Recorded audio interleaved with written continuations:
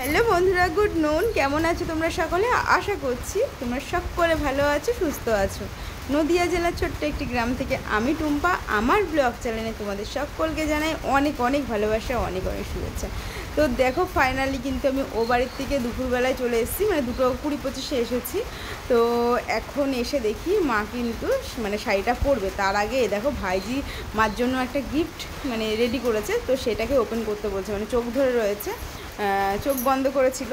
তো এই বললো যে আগে তুমি খোলো, তারপরে শাড়িটা পরিয়ে দেবো। তো যাই হোক, মা কিন্তু একটা একটা করে গিফটটা ওপেন করছে।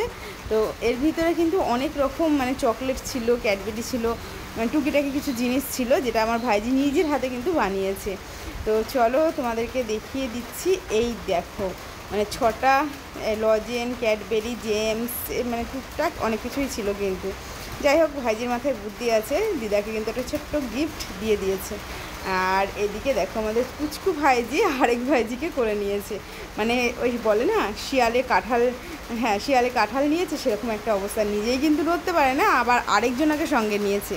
তো যাই হোক, এদিকে বাবা ওকে ঠিকঠাক করে দিচ্ছে, কেননা বসে রয়েছে একা। দুজনে ধরো ছোটো, বাইরে যদি পড়ে টরে যায়, এই কারণে ও কিন্তু ঠিকঠাক করে দিল। আর এইদিকে তোমাদের বললাম না, মাকে শাড়ি পরাবে বলছিল ভাইজি। তো দেখো, মাকে তো ও আর আমি দুজনা মিলেই শাড়ি পরিয়ে দিয়েছি, আর মাকে এখন সুন্দর করে সাজিয়ে দিচ্ছে। তো মা তো বলছিল সাজবেই না, তো মোটামুটি একটু চুল আঁচড়িয়ে সিঁদুরটা পরে নিয়েছে, আর একটা নতুন শাড়ি ব্লাউজ পরেছে।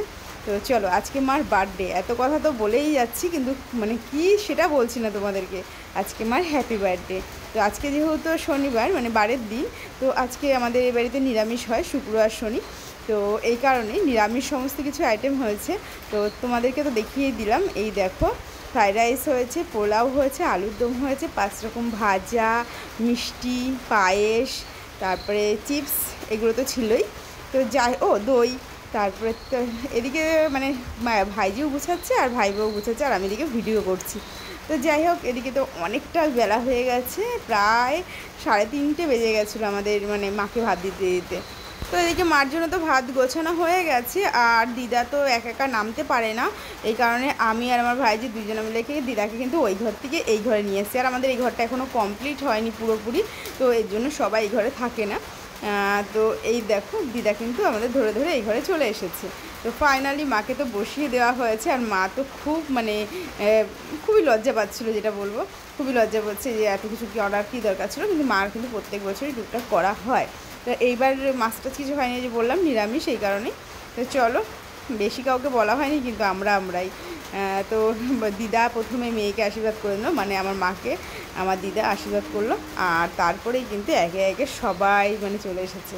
তো পুচকু সোনা পর্যন্ত কিন্তু আমাদের ছোট্ট ভাইজি, ও কিন্তু আশীর্বাদ করে গেল। ভিডিওটা দেখতে থাকো, তাহলেই বুঝতে পারবে। তো প্রথমেই তো দিদা আশীর্বাদ করার পরে আমার ভাই বউ করছে, আর ভাই বউ কিন্তু মাকে আগে পায়েসটা খাইয়ে দেওয়ার পরে সবাই মিলে একটু একটু করে খাইয়ে দিচ্ছে। আর আমাদের দেখো, পুচকু সোনা কিন্তু চুপ করে দেখছে, কেউ কিউট লাগছে না ওকে। তো চলো, এবার আমার পালা, মাকে আমি একটু পায়েস খাইয়ে দিই। তো চলো, সবাই বলছে যে পায়েস খেতে খেতে তো পেট ভরে যাবে আর খাবার খাবে। সত্যি কথা, সবাই যদি 1 চামচ করে পায়েস খায়, তাদের কিন্তু জল খাওয়াতে খাওয়াতেই পেটটা ভরে যায়। তো যাই হোক, পাশের বাড়ি কাকিমাও এসেছিল, তো উনি একটু মাকে পায়েস খাইয়ে দিল, আমার বড়ো ভাইজি দিল। আর এদিকে তো আমার মাম্মাম তো খুব এক্সাইটেড যে না, আমি দিদাকে পায়েস খাওয়াবো। তো চলো, মাম্মামও তো এখন ও দিদাকে পায়েস খাওয়াই দিচ্ছে। আর এই যে আমাদের আরেকটা খুদে সদস্য আছে, দেখবে। তো এই যে আমাদের পুচকু ভাইজি, ও কিন্তু ওর ঠাম্মিকে পায়েস খাওয়াতে ভোলেনি। আরে কোথায় যাচ্ছ? দাঁড়াও, এখনও কিন্তু শেষ হয়নি। মেন যে মানুষটা, সেই কিন্তু এখনও মার মুখে পায়েস তুলে দেয়নি। কে বুঝতে পারছো? তোমরা কি একটু গেস করছো? বলো তো কে? আমার বাবা। বাবাকে যখন বলা হয়েছিল যে বাবা পায়েস মাকে একটু খাইয়ে দাও, বাবা কিন্তু লজ্জায় এই ঘর থেকে ওই ঘরে চলে গেছিলো। তো আমরা প্রথমে ভেবেছিলাম বাবা হয়তো লজ্জায় পেয়েছে, তারপরে দেখলাম না, বাবা খালি গায়ে ছিল, একটু স্যান্ডেল পরে আসলো। তো যাই হোক, আগে কিন্তু মাকে কিছু খাওয়াইনি, আগে কিন্তু আমাদের পুচকু ভাইজিটাকেই ওকে আগে একটুখানি ফ্রাইড রাইসটা খাওয়িয়ে দিয়েছিল, তারপরে কিন্তু মাকে পায়েস খাওয়ালো। আর এদিকে দেখো, শয়তানি করে বাবা ওকে খাওয়াতে যাচ্ছিলো পায়েস, তো মা কিন্তু বাবাকে মারতেই যাচ্ছিলো। আরে না, বাবা মাকে মারবে কেন, এমনি আর কি, হাতটা একটু দেখাচ্ছিল, তাছাড়া ওইসব কিছু না। চলো, অনেকক্ষণ ধরে বক করেই যাচ্ছি, এবার কিন্তু প্রচণ্ড, সত্যি করেই প্রচণ্ড খিদে পেয়ে গেছে। তো চলো, সবাই মিলে একসঙ্গে এবার বসে পড়ি। তুমি এক পাশে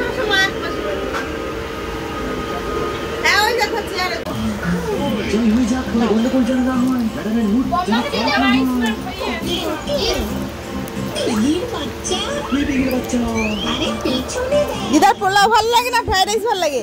ফ্রাইড রাইসটা পোলাও ভালো লাগে মারও, তাই না মা? না বলটা পাস করো না প্লিজ। আমি বল পাস করতে পারবো না। কেন পারবে না আঙ্কেল? আরে বাবা আমি তো দেখো সামনে জন্মদিন পেয়েছি ওই ব্ল্যাকটা হ্যাঁ এই একটু সামনে জন্মদিন পেয়েছি যেটা কাছে ওটা আমার দরকার